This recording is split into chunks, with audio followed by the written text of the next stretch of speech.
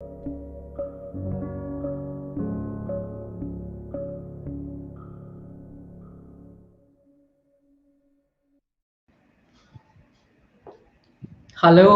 Hi, hello, hi, hi, hello, hello.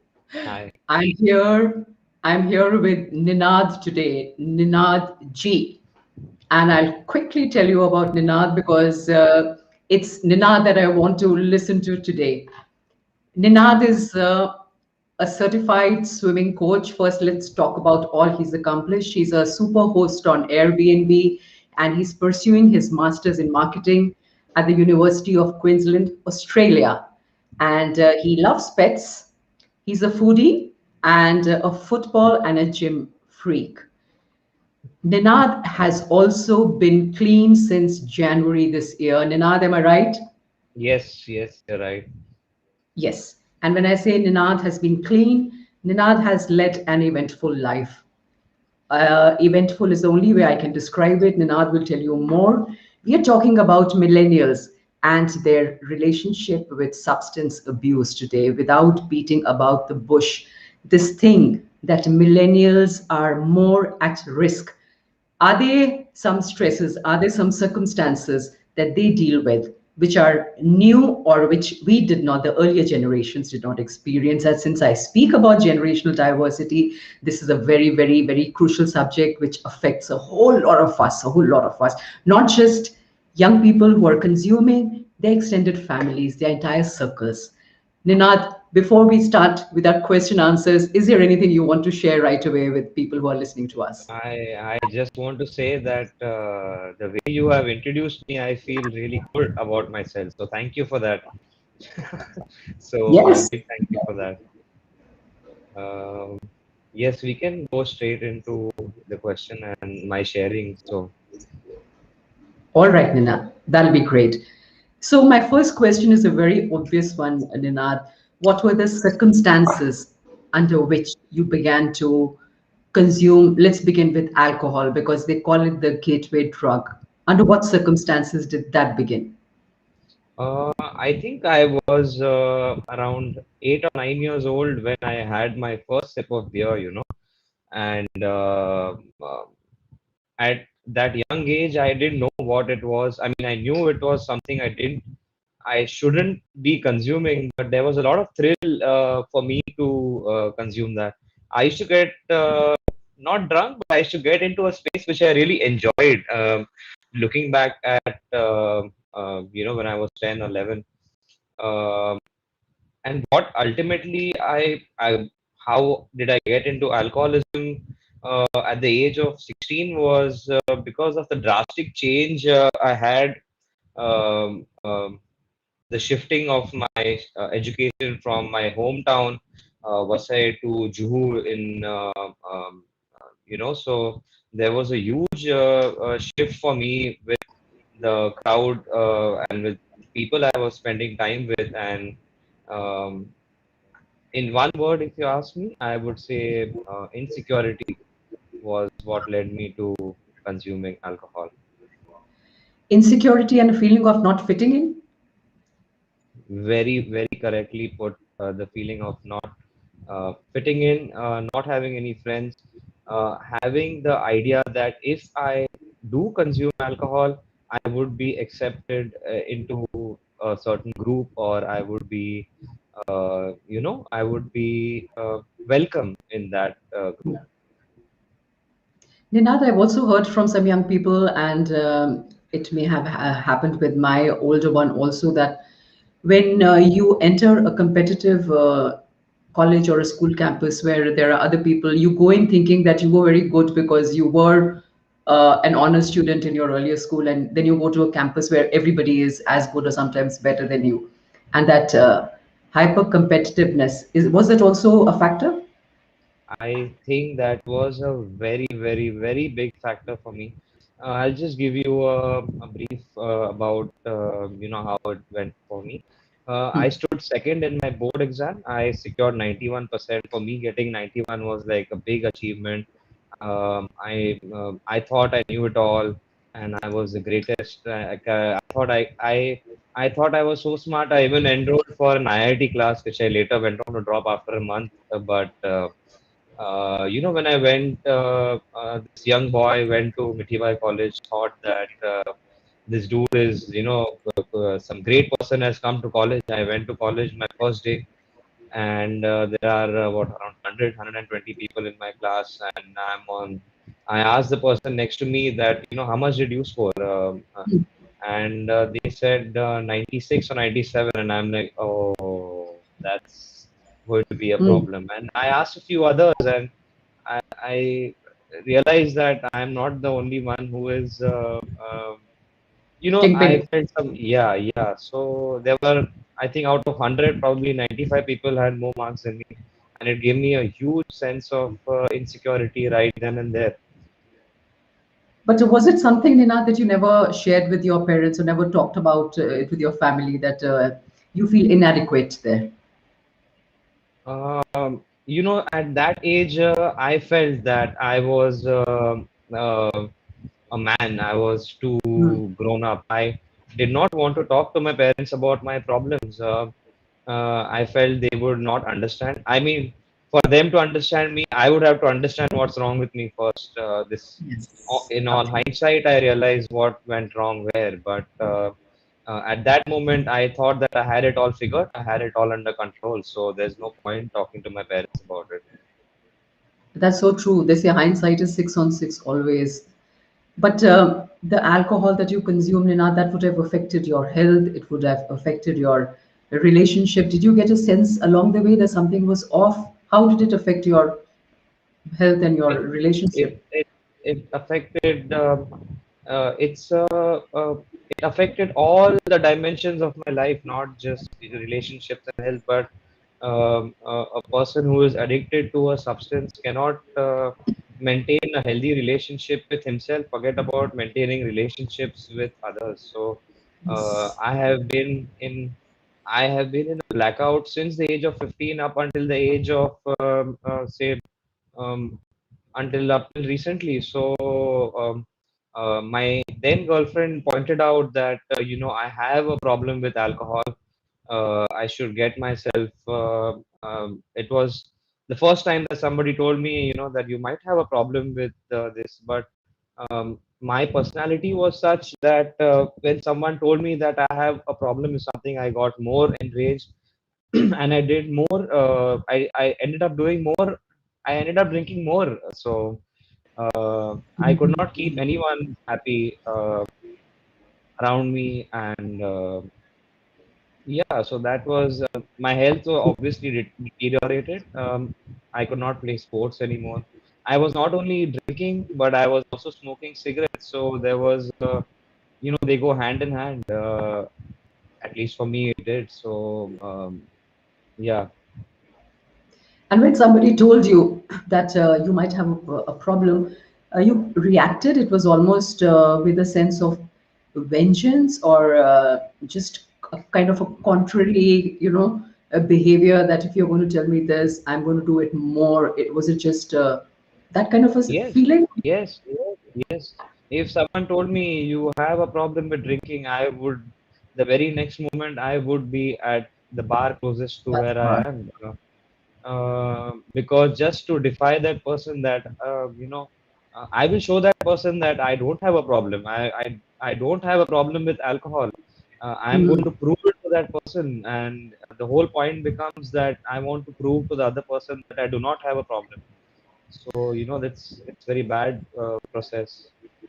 Ninad, I have a question here. Does it matter who is pointing this out to you? For instance, if it's a girlfriend or a boyfriend, is that different? Maybe you have some close friend, somebody in a person's life who that person might hear.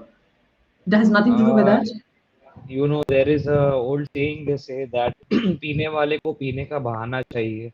So I don't Hmm. think it doesn't really matter who says what or what says when or who. It's just that you want to pick out on something that has triggered that feeling of void or emptiness for you, and you want to go and use.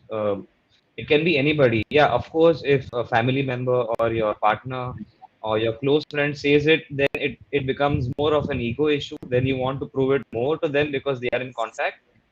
But Hmm. I think any small excuse to go and hit the bar is what I would do. So, One thing, Ninad, my generation really struggles to understand is this word that you just used, the void and the emptiness.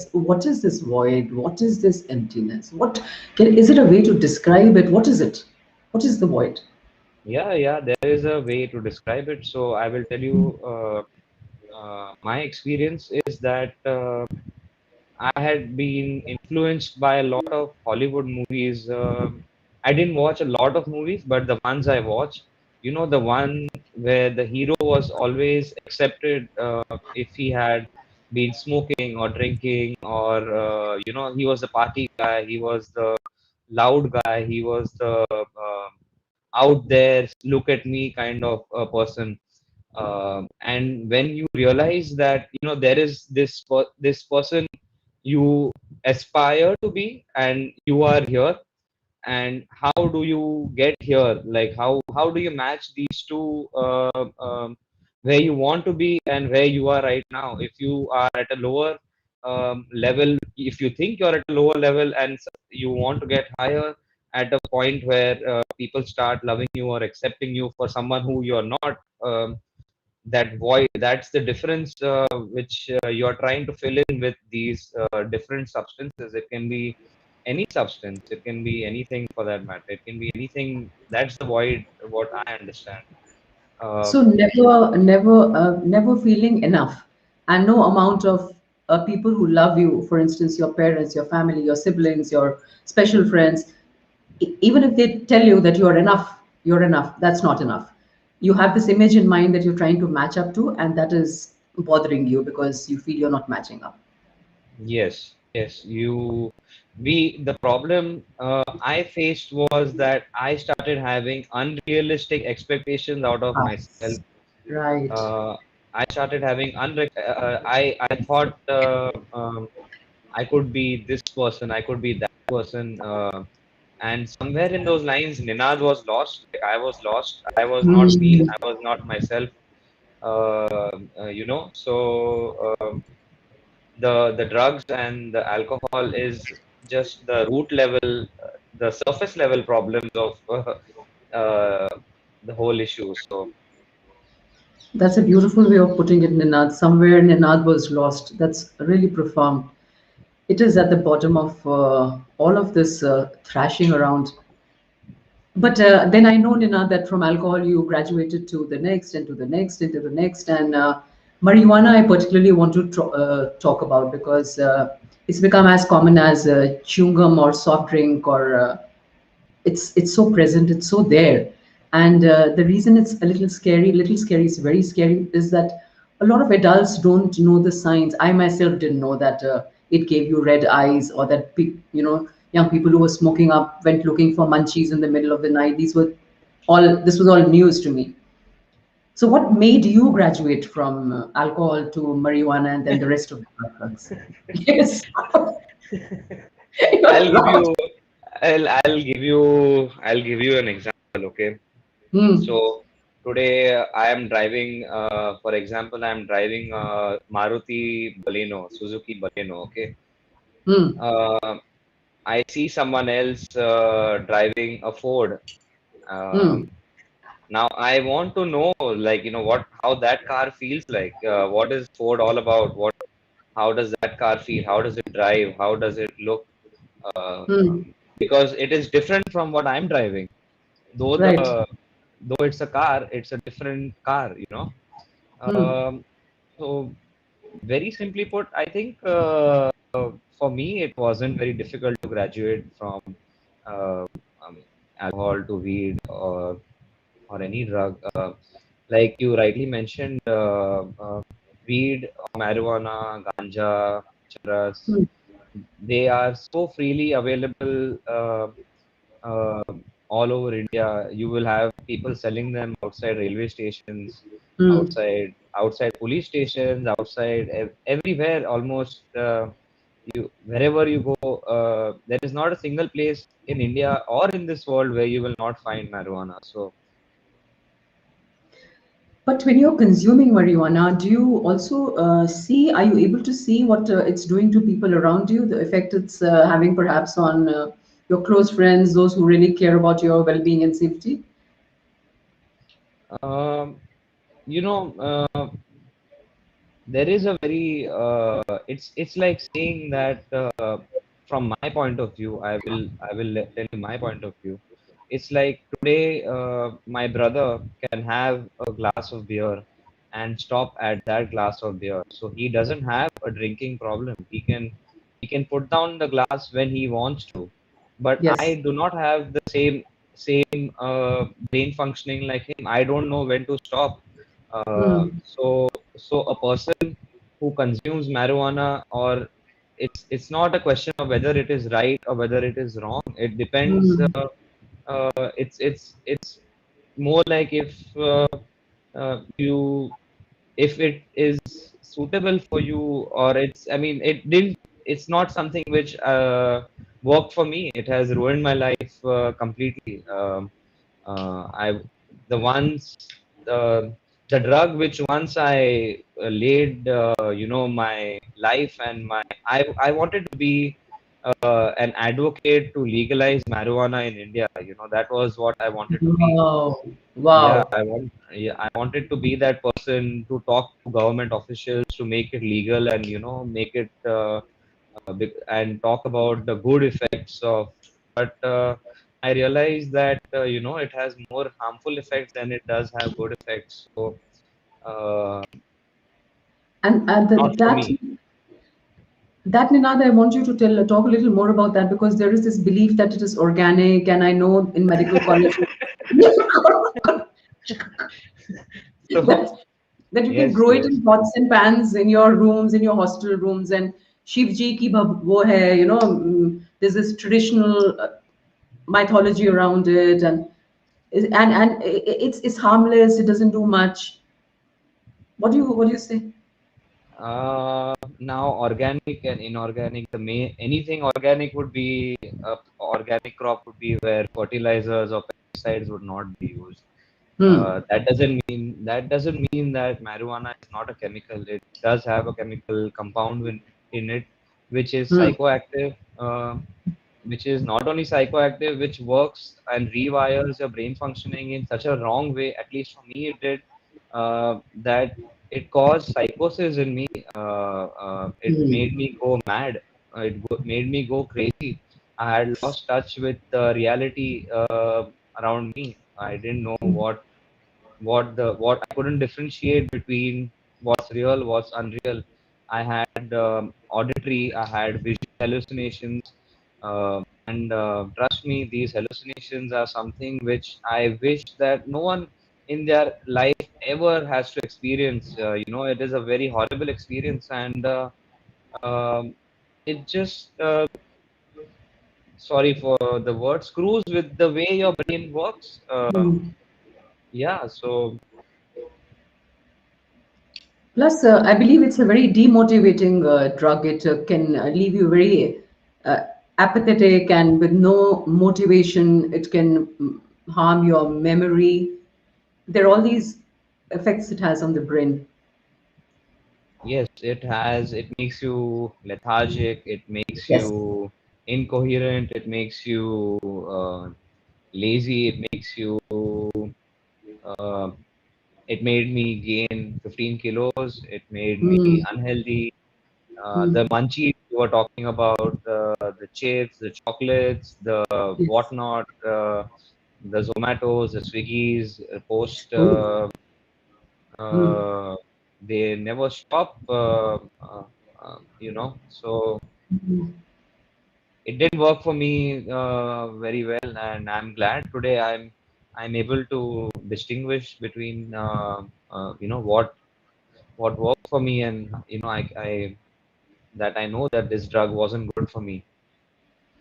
But Ninad, at that time when you were consuming, is it a feeling of happy feeling, or you know that there is something off? You want to stop, but you're not able to stop. That is the struggle. Somebody who's I not never, I, consumed. Hmm. there are two things. I'm sorry, I interrupted your question. No, Ninad, I'm just asking a question because for somebody who's not consumed, it's this is a question. This is a question that you struggle with. That you know it's not okay, but are you feeling happy enough to want to continue doing it? What is that loop, that thought loop that keeps you in it? The So the loop is that I am inadequate, so I must use. Hmm. I use because I am inadequate. Ah, Um the cycle is never ending. yes. The idea is that I'll talk about my experience that it gave me so much guilt after using. I could not look my parents in the eye, and Hmm. marijuana addict like me were usually confined to their rooms, listening to music or eating their junk food and not interacting much with the outer world or and that gives you so much guilt that and when you get up the next day or you wake up from when the effects of the drug wean off, you don't know what to do again. So the only thing you know is that you want to get high again, so you have to use again. So Hmm. it's a never ending loop. You have to get out of it. And in a typical home where there is a young adult in this condition, in this situation, what should the family be doing? What should the parents be doing? What should the other sibling be doing? What should they be doing? Breaking down the door, or just stand by and watch? What should they be doing, Vinod? um, I think that is a very difficult question, but I will tell you what I can tell you what my family did. Hmm. uh, they watched silently for 10 Hmm. to 12 years until I destroyed myself. Then they realized that if they gave me chances without Yes. telling me that they're giving me chances, uh, I didn't learn. Uh, then it was time for them to take some stern action, and I was put into a rehabilitation center. And I have been to two rehabs for my drug use, and I think parents should be uh, made aware that the kid or their child is going through a lot, just other than the drug use. The drug use is not just it's just one aspect of the problem. There are a lot of other problems that he or she might be facing, and Hmm. drugs is just a manifestation of those problems or outcome or whatever you may call it. I guess the parents also need a lot of awareness with the youth with regards to drugs use and drug misuse. You mean psychological problems and problems of self-esteem? That's what you mean? We can have a different talk altogether about problems that Yes. we have. So that's Hmm. a Right. lot of problems they face. So Yes. any individual would face these problems, but it's just that the coping mechanisms for different people Hmm. works in different ways. Absolutely. Uh, and drugs gives you that false feeling that you are all right, you are okay, everything is all right for that particular amount of time or whatever duration you are under the influence. So Absolutely right. So, Ninad, you mentioned this the action and how your family tried to cope with it and coped with it. What was the rock bottom point of no return for you? When did you begin to learn a lesson, Ninad? um, I think the rock bottom for me was in 2014 November. I was in Australia. I was studying. The degree I am doing now, I was actually started back in 2013, 2014. I was in Australia studying. My marijuana use grew exponentially during that time. I not only started using, I started selling it to other students, and I reached a point of psychosis where I thought that the cops and the um all the military are after me to catch me because I'm selling drugs. Mm. And I ended up in a psychiatric ward in Australia in 2014, and I didn't know where or how I landed there. I could read PICU. It took me some time. Like I was trying to figure out what is PICU, what is PICU, what is PICU. I was locked in a 10 by 10 room, and 10 then by I 10, tried to 10 by yes, 10 so by 10 feet. yes, so I tried to figure out. Then I knew that my mom is a doctor. She has a NICU, which is a neonatal intensive care unit. And then I thought that, oh my God, like I think or I know I am in a psychiatric intensive care unit, and that's the time I broke down. Today I can laugh about it, but that was the most difficult time in my entire life I've ever faced. And I only that was actually the first time in my life I prayed to someone that take me out of this situation. Hmm. So that was the lowest point in my life in 2014 of excessive use of marijuana and other drugs. Ninada, I know that you've been clean since Jan, and you recently also got married, which is beautiful. And I'm so happy and glad for you. But since 2014 and now, that's a bit of a gap. So, how easy was it? How difficult was it? Were you able to stay clean throughout? And what was that struggle like? Very difficult since 2014. 2014, after the my rock bottom, I was diagnosed with multiple mental disorders, like bipolar disorder and schizophrenia, major depressive disorder. I used to get panic attacks. But like as addicts, I'm so egoistic that I don't want to accept what I don't want to accept these labels given up to me that I am this or I am that or I have a mental disorder. So it took me a lot of years to accept that.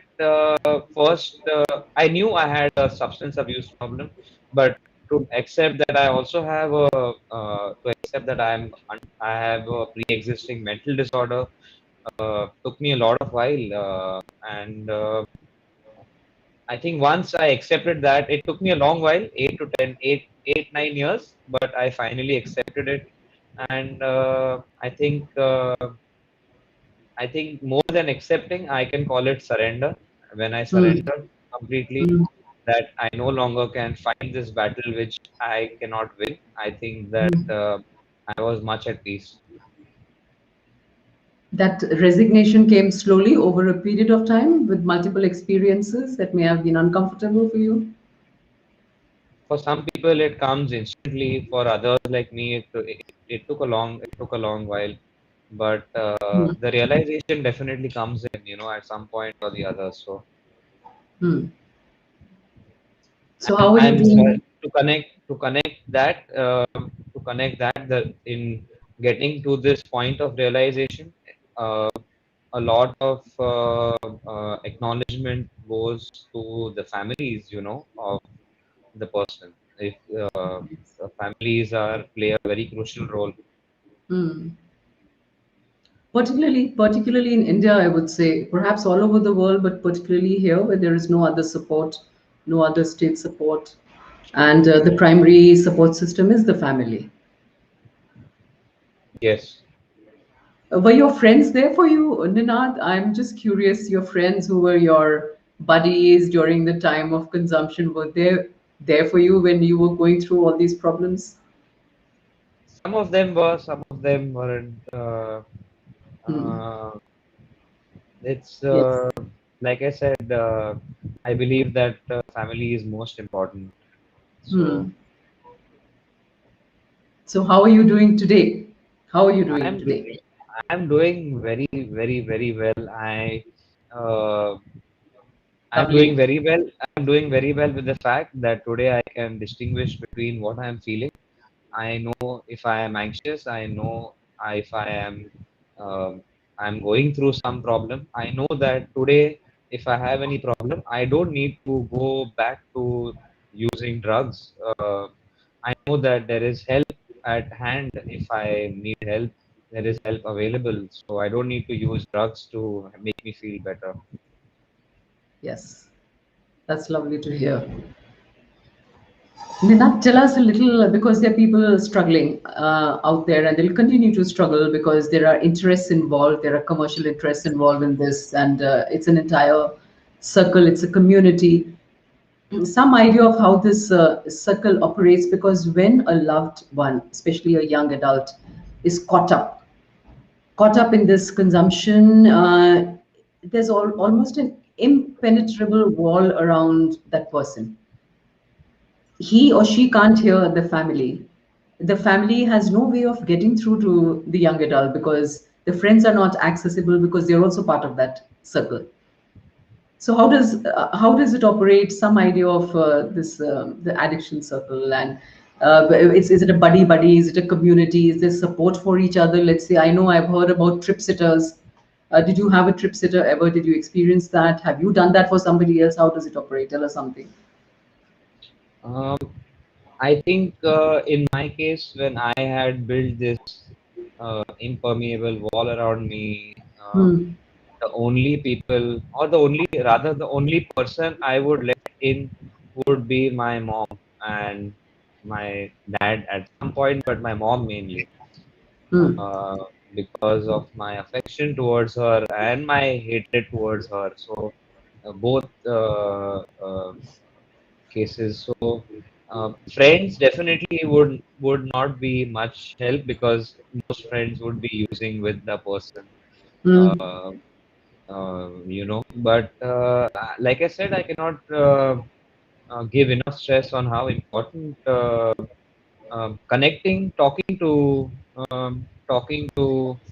the person who is still going through, the problems associated with drug use. Just sitting down with them Hmm. and hearing them out, not giving them instructions, not telling them what to do, not telling them what is right, what is wrong, that they are a bad person, they are not labeling them into anything, just sitting down with them and hearing them out and see what they have to say for once. They have a lot to say, and there's a lot, the bridge, you can bridge that gap between communication is the key for that, I think. Yes. I've read and I've heard it said that connection is the opposite of addiction, and yes, but it's also very difficult, I think, for families and for people who are affected secondhand to be able to connect all the time. It's a constant struggle, I think, for everybody involved because it affects. Yes, Nina. If it wasn't difficult, then it wouldn't be as much enjoyable, no? If it was easy, then what would be the fun? Yes, If the easy part is going to a peddler and buying drugs, that's the easy part. right. The demographics of addicts, Nina, there was a time when there was this thing about the backbenchers in school. There's this term that used to be used that they didn't study and they would be maybe doing drugs. But then gradually, over a period of time, the demographics changed, and then suddenly you had the honor students, professionals, young people who are on the outward successful. They began to consume. So what do you attribute that to?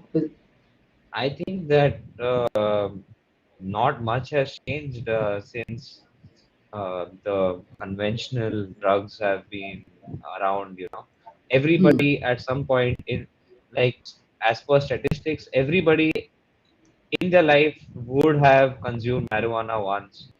Now, out of uh,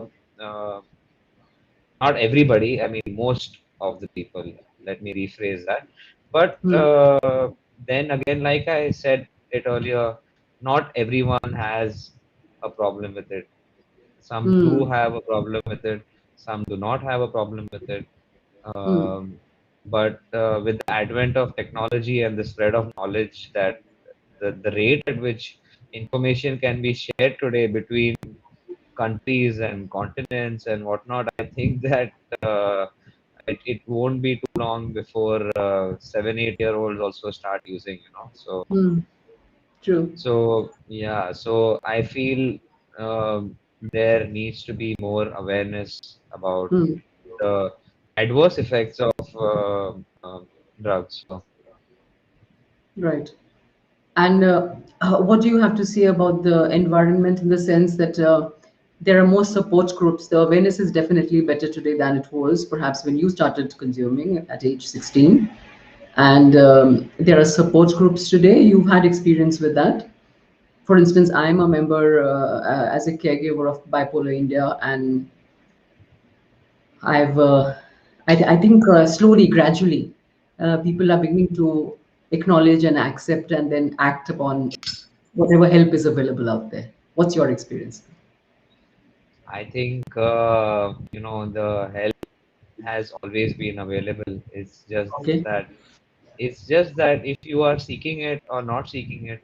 I was taken to a psychiatrist for substance abuse at the age of 16, the very year I started using. I was Hmm. taken to a doctor. I Hmm. was taken to a professional. It was me who said, no, I don't need this help. Hmm. I'm not going to, uh, I don't need this help. I am good Yes. by myself. But like you said, it is true. A lot of awareness and a lot of institutions have come up and are doing an amazing job with creating awareness around the adverse effects of drug use. So, yeah. Hmm. One final question, another this phrase, that sentence that gets thrown around, that millennials are at the maximum risk of uh, dying by suicide and alcoholism and drug addiction. Is it alarmist? Is it an exaggeration? It, I didn't get it. Is it an exaggeration? And what did you say before that? I didn't hear that out. Millennials, yes, millennials. And the reason I ask this question is because I talk about generations. Children who were born 1980 onwards, 1980 to 1985, that this is the segment that is more at risk. They are more vulnerable to all these things: alcohol, addiction, consumption, and maybe self harm.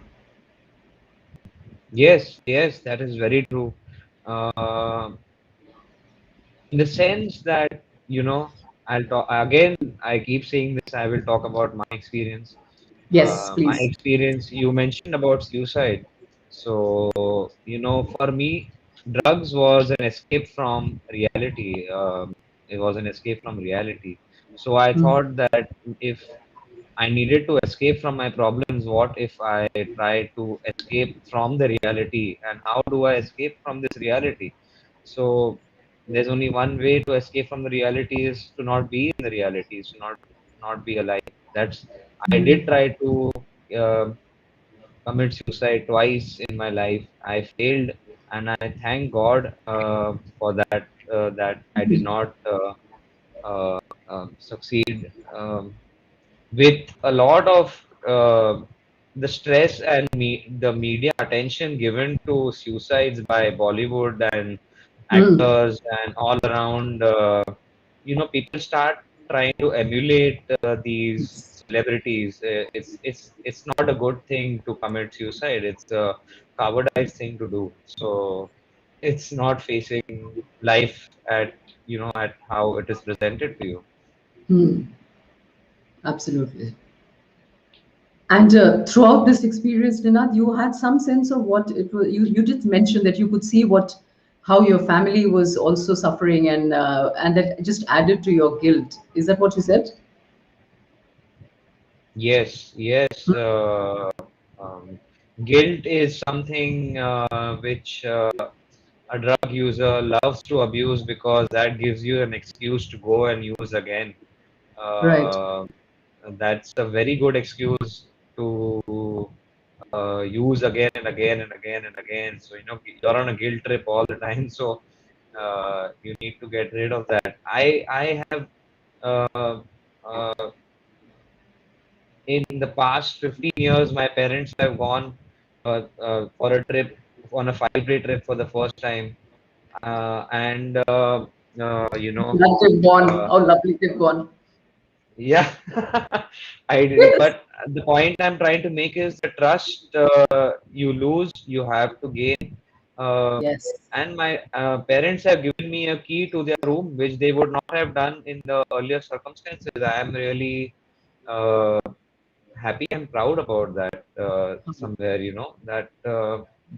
So I'm trying to connect it in a way that the trust and should be reciprocated by the family as well, and as well as from a person who's suffering from the the disease of addiction. Absolutely. Absolutely. That's beautiful. And any final words, Ninad? I think I'm glad we spoke today. We had this conversation because people who are in the thick of it, it feels so dark and futile and never ending. It seems there's no light at the end of the tunnel. But talking to you and watching you, and yeah, I think it gives a lot of people hope that a turnaround is possible, and to this kind of wholesome outcome where you to sharing all this, that your parents trusted you again, left their keys with you, and you are back to work, and you are in a committed marriage, a committed relationship, I'm calling it. All these are very, very so important, I think, for human existence. This is what keeps you stable, all these things. What do you say? Um, I thought that, like you said, that there was this is my problem of drugs is never going to end. I thought I was the only one who had this problem. It Hmm. was not. It was this feeling of being unique, being the only one is should I. It took me a long while to realize that I am unique, just like everybody else. I'm not the only one. Um, um, there is a lot of hope. I will share my successes. I went on to certify myself as a swimming coach. I went on to become a super host on Airbnb. I am pursuing my master's in marketing from a reputed university. Uh, and most importantly, I had become so overweight. I was weighing around 91 kilos. Today, I am weighing around 73 to 74. Whoa. I have lost a lot of fat and weight. I not only feel good, but the plus point is I also look good. So there are a lot of Fantastic. things.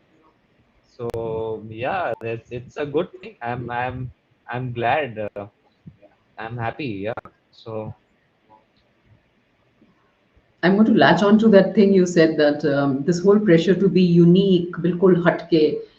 What did you say? That I'm so unique, I'm like everybody else, something along those lines. I have to remind myself I am unique, just like Yes, everyone else. yes, yes, Ninad.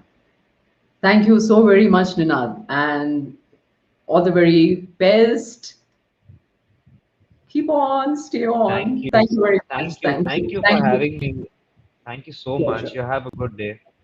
Pleasure. You too. Thank you, Ninad. Bye bye. Hi, everybody, and this brings us to the end of this conversation. I hope you found value in this, and I will see you again next week with something else that affects many of us and that probably gives us all hope. Bye bye.